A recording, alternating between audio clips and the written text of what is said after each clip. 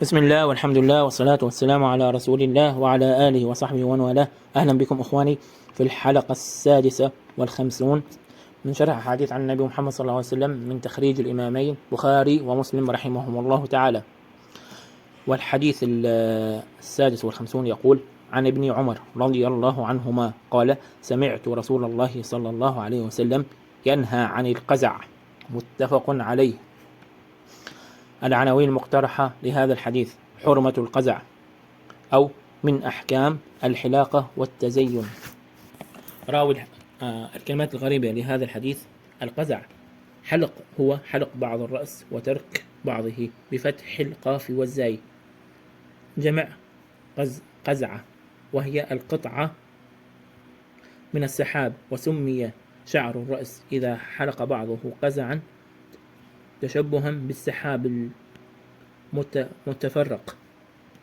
أبرز القيم لهذا الحديث: قيمة الرجولة، قيمة ثبات الشخصية وعدم التشبه بالشواذ والمنحرفين. الأساليب النبوية لهذا الحديث: كان النبي محمد صلى الله عليه وسلم يحرص على بناء الشخصية المستقلة بعيدا عن التقليد لأي أحد،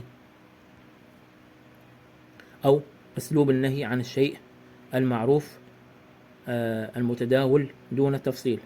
الشرح المختصر لهذا الحديث: في سلسلة حلقات بناء الشخصية الإسلامية في المظهر والجواهر، ينهى رسولنا الكريم صلى الله عليه وسلم عن حلق